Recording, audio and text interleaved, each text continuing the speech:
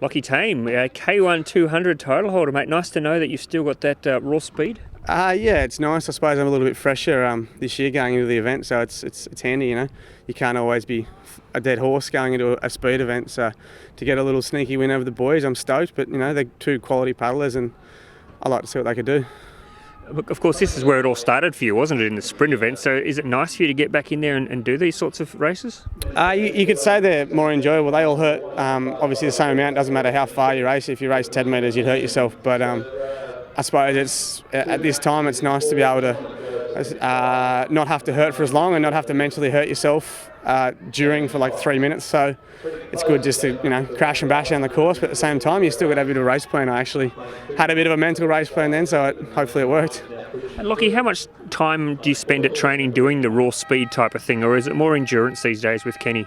I haven't done a whole heap of raw speed sort of stuff this season. I've been doing a bit more ski paddling and the likes. Been getting back in the clubbies and having a great time, and been rocking up to the boys' sessions 300 day and trying to get out one good effort a week. But that for me, I'm just enjoying what I do, and that is some of the reason why I suppose I enjoyed it, because I tried hard and did well. So I was happy with that. But yeah, raw speed work, not quite in the program, but training is always hard.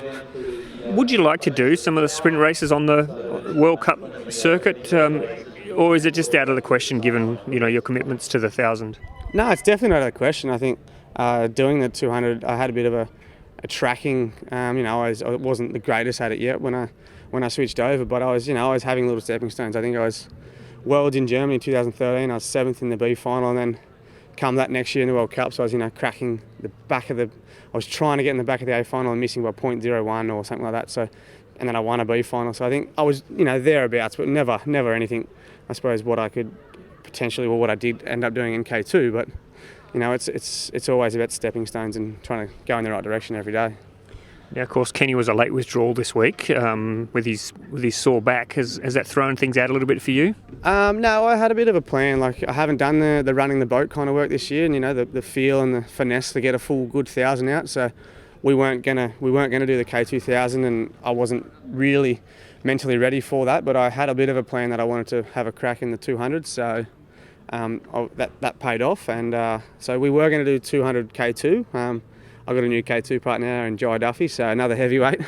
But hopefully he can have a crack and we'll have a good time out there. And Lockie, what's life been like for you post Rio? I mean, I know you enjoyed the Rio experience, but post Rio, what's it been like? Oh, it's great. I'm so famous. No, that's an absolute lie.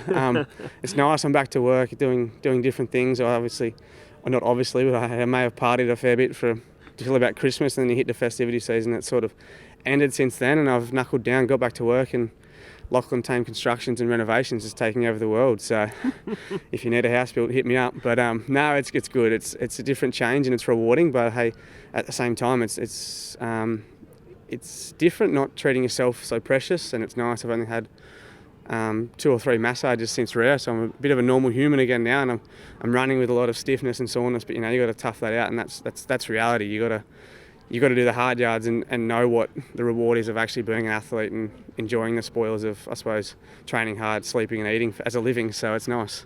And has it inflamed your passions? I mean, is Tokyo definitely what you're striving towards now?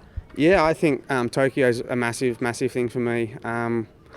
I really, you don't know if you enjoy something because you're goal driven at the time, and coming out of Rio, you'll hop back in the boat, and I was like, oh wow, this is really nice. It's an art form. It's it's not just crash and bash of ski paddling, or I'm not just focused on going to the Olympics and getting there and trying to win a medal or win the race. Now I can actually go out there and, hey, kayaking is a really good sport. It's enjoyable. You get the glassy water, and I obviously haven't had a heap of sessions, but I will be dodging the wind at the moment and doing what's nice. I like to enjoy the fun stuff.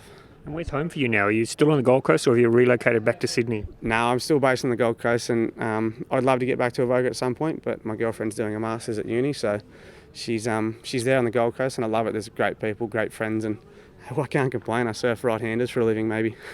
Yeah, well, exactly. It's not the worst place to be in the world. And just finally, I mean, you got the bronze in Rio. You picked up a couple of silvers at the World Championships before then. When you look back, I mean, an Olympic medal is an Olympic medal. It's a fantastic achievement. But does it strive you to want to go that couple of places better at least, for Tokyo? Yeah, for me it's a weird one. It's a good question. I would love to hear the national anthem. That's something that just blows your mind. So definitely. Well, mate, we can only keep our fingers crossed for you. Maybe at the World Champs this year you might hear it for the first time. Best of luck with that. Cheers, thanks.